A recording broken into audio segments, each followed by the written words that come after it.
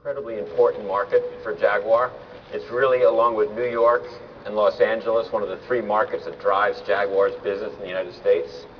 And so we're very pleased to be able to have the new XJ on the stand here for the full run of the Miami Auto Show or South Florida Auto Show. And the consumers in this market will be the first consumers in the United States to see the full Jaguar lineup in all of its glory. I wanted to make sure everybody saw on the chairs here, we'll hand out also a press kit on the new XJ, but they're also a very important mouse pad. Now, I heard that no one gives out mouse pads anymore, and so we felt it was critically important that your mouses are well taken care of. And on this mouse pad is the web addresses of both our media website and our new interactive websites for both Jaguar and Land Rover. And so we hope that when you go back to your offices and you throw away that old ratty mouse pad that you have with some other brand's car on it, and you put this one down, you're thinking to yourself, where can I get some information on Jaguar or Land Rover, some interesting videos to see what's going on in the life of our brands, some photographs, see what people are tweeting about, see our Facebook page, any of those things you might want to see that's a little bit outside the norm of your traditional media materials. You'll check out these websites and get to know us better and get to see what's going on with our brand. So this morning we're going to have a presentation from Mr. Ian Balfour, who is our top dealership sales training person. And Ian goes around the country teaching our people about our products and also teaching them how to explain these products to the consumers as they come in. He also works our consumer events and has probably spent more time talking about the new XJ and getting questions and getting feedback from consumers than anybody in the whole company. And so without further ado, I'm pleased to introduce Mr. Ian Balfour, who will introduce this wonderful new car to you. Thank you very much. Thank you, Stuart. Thanks, everybody. Good morning. Wow, what a great opportunity we have today. I have spent a lot of time with the XJ. I've been very honored to travel with this car all across the country, starting with Pebble Beach at the Concours d'Elegance, where we revealed it in the U.S. for the very first time, and continuing all the way through to just an event at Universal Studios, the other one, in California last Saturday night, where we had 1,800 people attend the event. So face-to-face, I've talked with over 2,000 consumers about the new XJ, and we're very delighted to share with you that the response has been virtually over the top on this car. When Ian Callum set out to redo the product lineup for Jaguar just a few years ago, he wanted to return to Sir William Lyon's original design philosophies. That does not mean retro cars. We've done enough cars that look like older Jaguars. It meant modernizing the lineup, starting with XK in 2006, XF last year, and now the brand new 2010 XJ, to go back to the traditional styling cues of fantastic proportions, beautiful lines, wonderful surfaces on the car. And you see the maximum expression of that as I give you a quick walk around of the XJ. I do want to tell you a little bit about the lineup from a product perspective very quickly, because one of the pieces of feedback we get a lot from consumers is that all? When we tell them about pricing.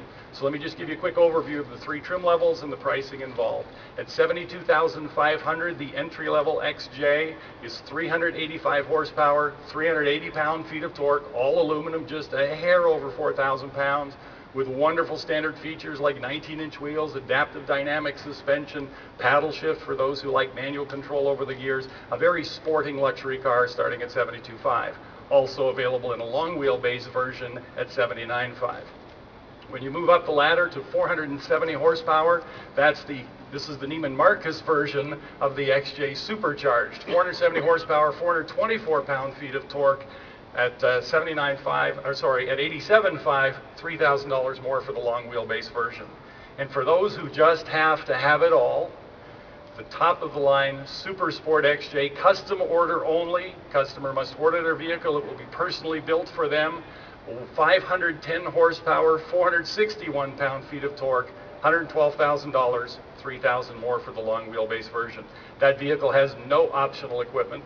Our option list is always very short. We equip the cars very well from the start, but on the Super Sport, every feature that is available on the XJ is standard equipment. So that's a quick tour of the lineup. As I mentioned, this is the Neiman Marcus version, some unique colors that were set up for the 50 cars Neiman Marcus sold last Friday. Let me tell you a little bit about some of the design issues that we were accomplishing with this vehicle. From the front of the vehicle, Mr. Callum wanted to have family familiarity, but uniqueness. So you'll see the grille material is the same composite material as is on the XF, but the grille's much more upright, much broader, gives a very aggressive appearance to the front of the vehicle. You'll also note when you look closely, these headlamps are very similar to those on XF, but shortened down a little bit to give a more aggressive appearance, what Mr. Callum calls the raptor's eyes. Those of you who remember Jurassic Park, just when the raptor was about to bite off your head, the eyes squinted down. Wanted that very aggressive look to the front of the vehicle. From the side of the vehicle, the word that he wanted customers to use was sleek. And I can't even describe how many times people looking at the car have said, wow, long and sleek from the side. In fact, I read one magazine review that said it's a full foot longer than the previous XJ. It's actually a full inch longer than the previous XJ. But the lines of the car make it look much longer. That's the proportions of the lines and the surfaces again. Let me share with you a couple of things done to accomplish that. First of all, roof line lowered and shoulder raised to give the daylight opening a sportier, more aggressive appearance. There's a swage line, starts at the front of the vehicle at the light assembly, goes back to this part of the door handle, disappears, reappears on the next door, continues all the way to the back. That disappearance in the middle does two things. It elongates the appearance of the vehicle to the eye, but it also makes it hard to discern the long wheelbase cars from the standard wheelbase cars. So I've had customers literally standing beside the standard wheelbase saying, this is the long one, right? Pointing to the car, and then they point to the long one and say, and that's the standard wheelbase? It's really hard to discern. That's exactly what they wanted to accomplish there. You're used to on XK and XF a vertical side power vent, but on the XJ it's a horizontal side power vent. Again, visually emphasizing the length of the vehicle. Even a detail like the door handles. The chrome insert here is elongated. The button used to lock the doors for the standard keyless entry system, push that button, but it's long and thin, highlighting the length of the car. You'll notice on the Neiman Marcus version, polished 20-inch Kasuga wheels. 20-inch wheels are standard on the supercharged and the super sport trim levels. 19-inch wheels standard on the entry-level vehicle with 385 horsepower. Of course, things like adaptive dynamics, always standard. With the supercharged motor, active differential in the rear.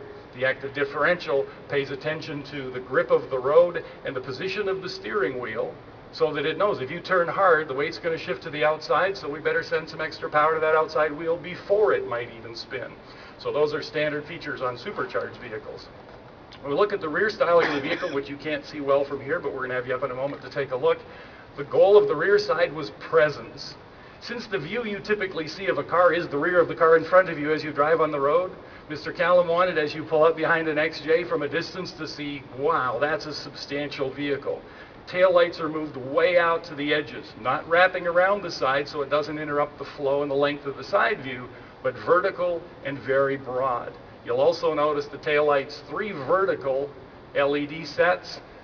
He calls them the cat's claws, as if they were sort of scratched down the back of the vehicle. At nighttime, all you see of the car in front of you is the tail lights, so we wanted a very unique perspective on that as well.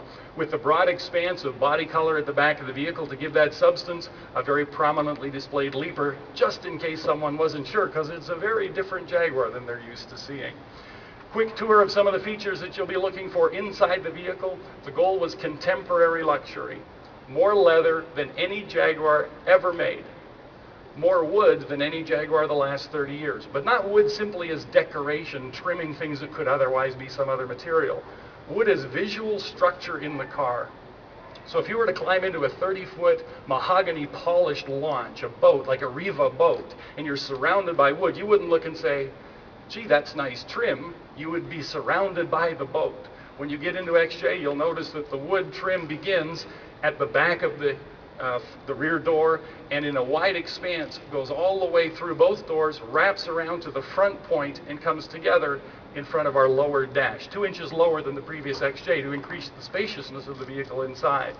There's something called the intaglio, a little badge where the wood comes together up front, says Jaguar on the XJ typically. Customers can have that, say whatever they would like. They can order a custom brand in that vehicle. This one, of course, says Neiman Marcus, 1 of 50. So that's a nice little touch. We have a new interface between the driver and the occupants and the technology of the car. It's called Intuitive Technology, for short, iTech. Intuitive Technology starts with a 12.3-inch thin film